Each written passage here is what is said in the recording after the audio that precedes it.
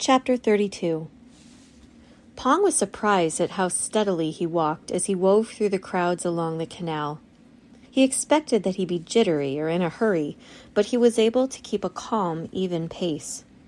No one looked at him as he passed. Apparently, he'd mastered the art of walking unseen just when he wouldn't need it any longer. He headed for the agreed-upon meeting place, a thin dock on a canal lined with butcher shops. The thick traffic in the canal moved slowly. Pong's stomach fluttered for a moment with the worry that Yai and Yord wouldn't be there, or that they wouldn't have been able to get him a boat in time. But when he looked up, there they were, standing beside a beat-up pink water taxi. Pong frowned. He'd been hoping for something less noticeable, but it was too late to request an exchange now. Yai stood on the dock with one foot resting on the rim of the boat, holding it still. Yord stood beside him, his eyes darting to the people in the crowd.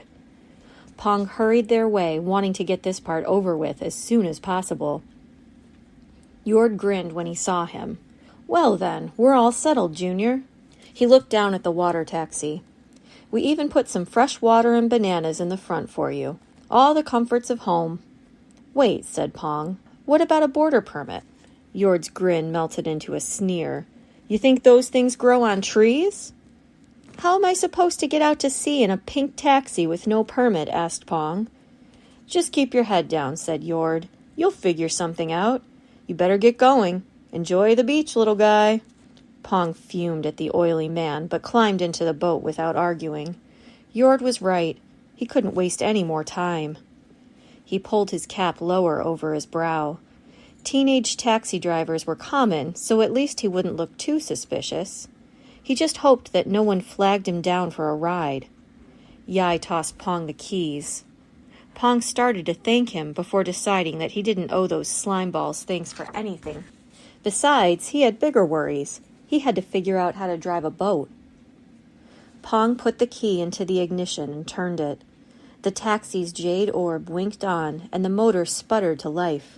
With a worrisome rattle, the taxi lurched forward, nearly crashing into a boat stacked high with papayas. Sorry, said Pong, easing back on the throttle. He steered away from the papaya boat, overcorrecting and turning sideways in the canal. Grannies in their canoes shook their fists at him and pushed him away with the tips of their paddles. Pong cut the motor off and wiped his forehead. This was not the speedy getaway he needed to make. He'd have to wait until he floated out to the river, where he'd have enough room to get the hang of the taxi without killing someone. He drifted along with the grannies, pulling his oar slowly through the inky water while his heart raced like a speedboat motor. The boat-choked canal grew wider, and the dark band of the Chitana River opened up before him. Across the water, Pong saw the faraway firefly lights of the west side. A fresh breeze of cooler air blew over him, and a gentle rain began to fall. Good. That would make it easier to get away without being noticed. He turned the key and slowly, controlled this time, motored out into the main channel. Time to say goodbye to Chitana forever, he thought. He turned the taxi boat south and cautiously ventured into the slower flow, staying close to the eastern bank. He passed a small temple on the shore where it was forbidden to go fishing. Fat carp schooled so thick they formed writhing mats of silvery scales on the surface. The back of Pong's neck prickled with that familiar itchy feeling of being watched. He wanted to believe that he was just imagining it, but the feeling stayed. He squinted, trying to see the shore through the rain. Someone was walking across the temple grounds toward him a little too fast to be an ordinary temple visitor. Pong gripped the throttle and tried to push it forward, but it jammed. He looked over his shoulder. The person was still approaching. They were close now, but he couldn't see who it was through the screen of raindrops. Pong jiggled the slippery throttle. Come on, come on, come on! He felt gears grinding beneath the controls, but nothing would engage. He was starting to reach for the oar when something heavy and bony slammed into him from above, knocking him down into the bottom of the boat. "What the—" Pong struggled out from under a tangle of wet limbs and staggered to his feet. His stomach rolled up in a crest of panic. and then back down again when he finally realized who it was. "Somkit," gasped Pong. "What are you doing here?" "What am I doing?" shouted Somkit. "What are you doing? You're running off without even a word to me about it." "Shh," said Pong. The soft drum of rain muffled their voices, but they were still close enough to shore for people to hear them. "How did you know?" "You weren't at the mud house when I got back, so I went looking for you. My buddy from the motor repair shop said he ran into Yi and Yord at the junkyard. He said they were picking up a boat for a kid, so of course I put it all together." Somkit looked down at the taxi with mild disgust. "Good thing it was hot pink, or I never would have found you." Pong tugged at the edges of his cap. This was all going so badly. "Ugh, I should have known Yord wouldn't keep quiet about it." "Well, it's a good thing he didn't," Somkit was shouting again. "Otherwise I wouldn't even know you were gone until tomorrow. Were you even going to leave me a note? Anything?" "Keep your voice down," hissed Pong. They were still in the thick of town. Pong took hold of the throttle and waggled it uselessly. "Oh, for crying out loud," huffed Somkit. "Haven't you ever driven a boat before? Move over, move over." He shoved Pong back into a seat and wedged himself at the controls, the wheel in one hand, throttle in the other. "Man, this thing is a real piece of crap. It's going to sink before you get to the sea. You know that, right?" Somkit finally rammed the throttle forward, and the taxi leaped through the water so fast that it nearly threw Pong over backward.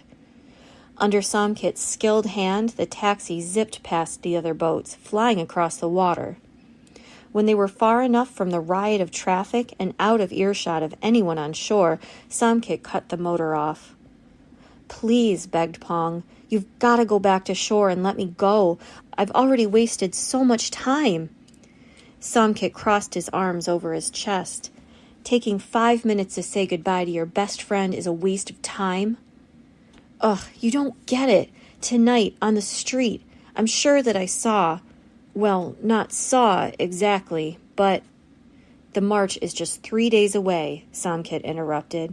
"We've been working so hard on it, and you're just going to disappear?"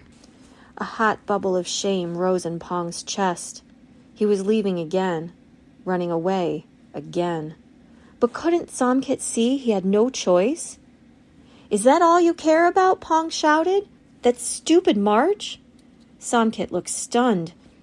"That march is your thing, not mine," said Pong.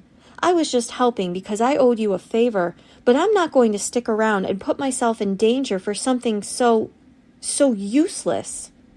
"You don't really believe that," said Somkit quietly. "How do you know what I believe?" said Pong. "You think we're best friends and you know me so well, but you've got no idea. You don't know what I've done, and you don't know who I am." Somkit scowled. He picked up the oar and jabbed the wide end of it into Pong's chest, hard enough that it knocked him backward into a seat. "Hey!" gasped Pong, rubbing his chest. Somkit stood over him, his face a jumble of sadness and rage. "Don't you tell me I don't know you. I know you better than anyone else does, better than you know yourself." Pong swallowed, too stunned to speak. The sudden zoom of an orb motor closed in on them from the starboard side. The little taxi rocked on tall waves, and the boys were temporarily blinded by a gold spotlight shining through the raindrops. "Stop and get your hands up," demanded a voice, tinny and amplified by a loudspeaker. "In the name of the governor, you're under arrest."